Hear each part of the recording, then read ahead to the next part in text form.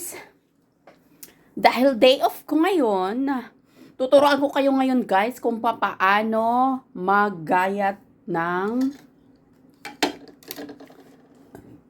Eden cheese. Ayan. Dahil birthday ko, so gagamit ako ngayon ng Eden cheese para sa aking gelatin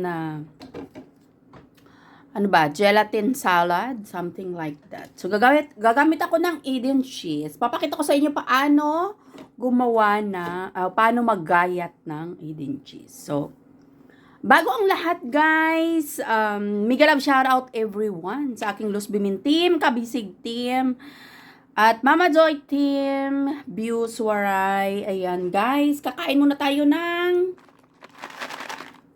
boy bawang. Pasensya na kayo kasi mahilig talaga ako sa mga Pilipinong pag nakakita ko sa tindahan ng mga Philippine product. Siyempre, support natin yung Filipino products. So, ayan guys. At siya nga pala, mayroon din po akong coffee iced tea. Ayan.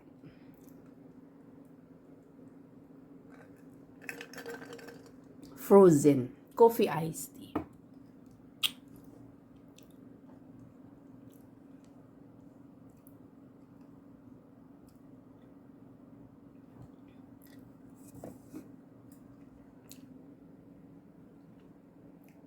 So, ito na nga.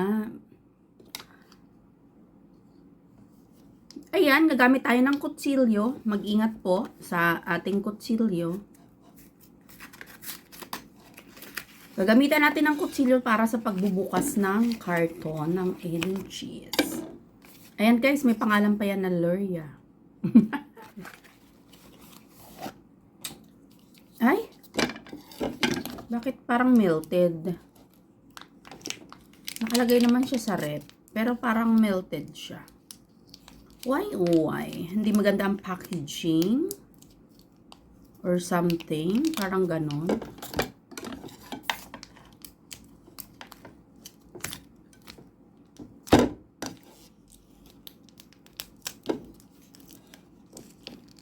Ay, nako. So, ayan guys. Nabuksan ko na siya. Alam nyo guys, hindi ko nagustuhan yung packaging. Ayan siya. Hindi maganda ang packaging niya. Sanay akong bumili ng cheese, ng Eden cheese. Pero, ewan ko bakit ganito yung niya. Nakalagay naman siya sa rep.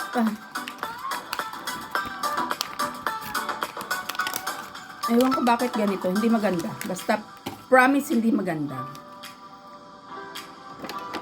So, mayroon ako dito, guys. Ayan.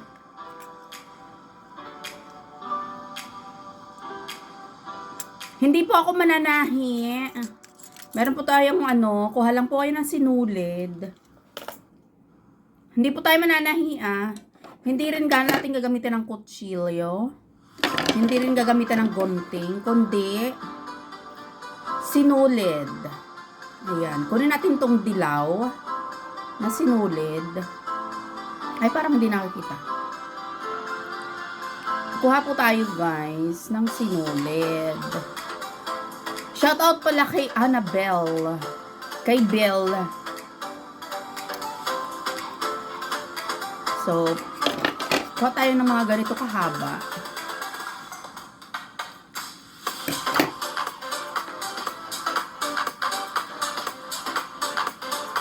At gaganyanin natin sa ating mga daliri. Ayan.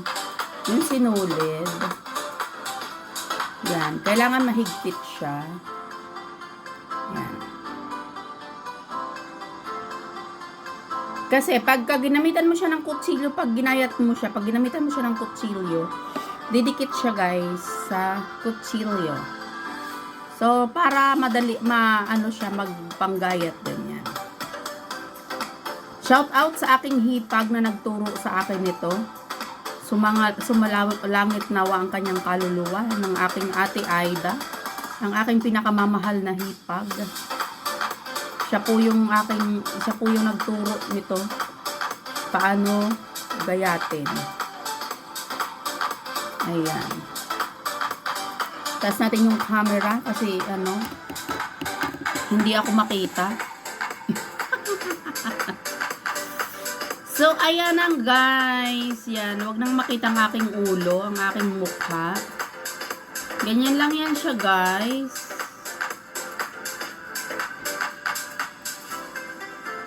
Na dapat pala kapal-kapalan ko siya. Ayan. Depende sa'yo kung anong gusto mong kapal ng gaya. O diba?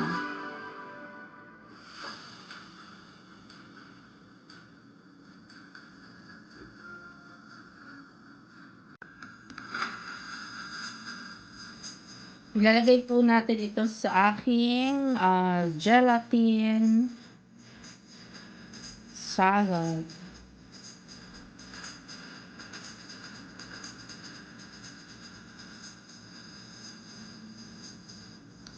Dahil ako ay mag-isa lang naman dito, so hindi ko kailangan magluto ng marami.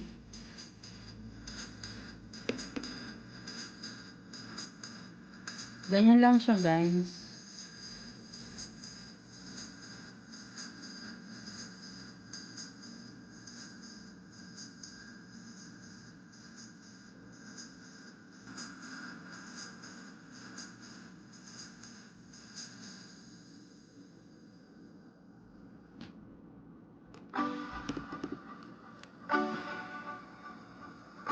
So, gagawin ko siyang square.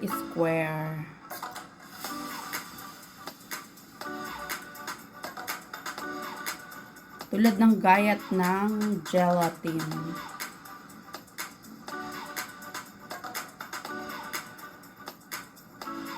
So, sana guys, nakakuha po kayo ng bagong idea paano maggayat ng cheese na hindi kailangang gamitan ng kutsilyo. Kasi pag ginamitan mo ng kutsilyo,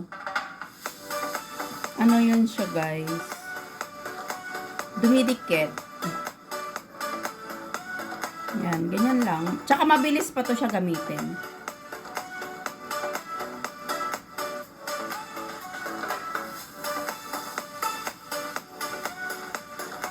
Yan, kahit sabay-sabayin mo siya, pwede.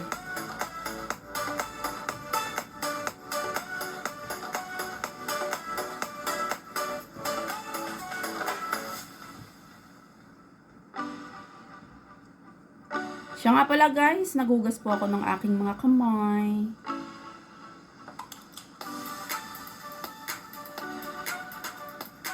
Ayan siya oh. O diba?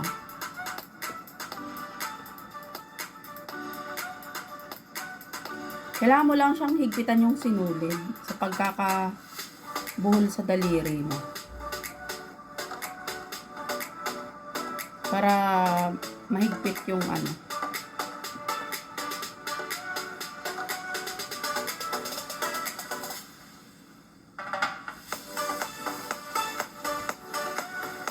Tsaka mabilis siyang gawin dito.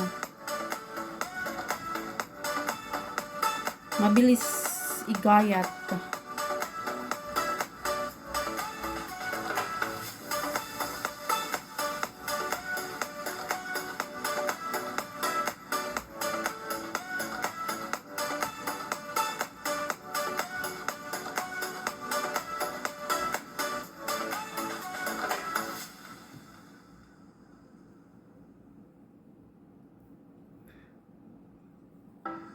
Shoutout pala guys sa aking mga ka-team dyan.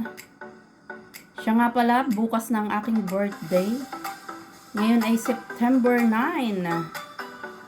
Birthday ni Mama Mary.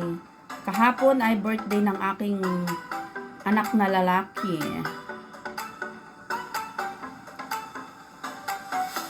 Kaya nung 1996, ang aking anak ang regalo sa akin ng Ang regalo ni Lord. Nag-birthday ako sa hospital.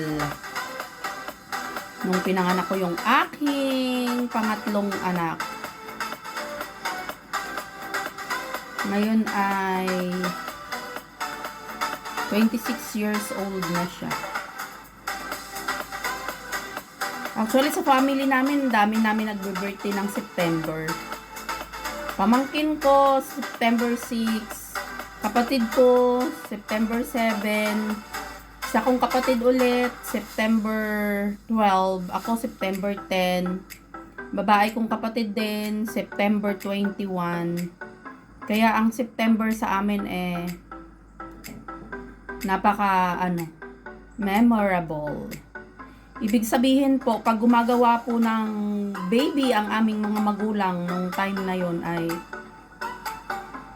tinataon talaga nila ng mga ang mama ko ng September. Kasi ilan kaming ipinanganak ng month of September. Ate ko, kuya ko, kapatid kong lalaking isang yung pinakabunso namin at ako. At actually, mayroon pa akong kapatid na namatay din. Pinakapanganay naming babae. September din yun ipinanganak. So, ayun na nga guys. O, ayan. Diba? Ang bilis kong matapos. O. Ganyanin mo na lang siya. Para wag magdikit-dikit.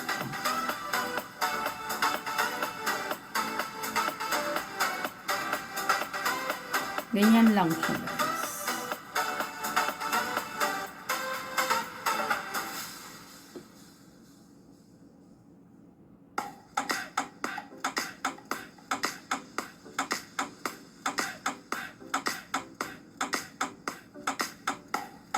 Kung gusto mo siyang maliliit lang na pagkagayat, pwede naman.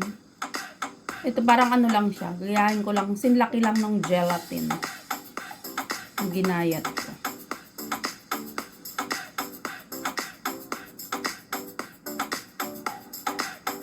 So, ayan guys. Sana may natutunan kayo sa aking today's video. Paano maggayat ng cheese na hindi didikit. Ayan. O, diba?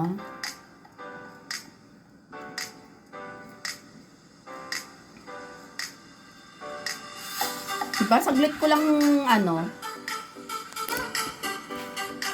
saglit ko lang siyang ginawa. O, diba? Ayan na. Thank you guys. Thank you for watching. And thank you sa pag-support lagi sa akin. Hello Vlog. Bye. Keep safe everyone.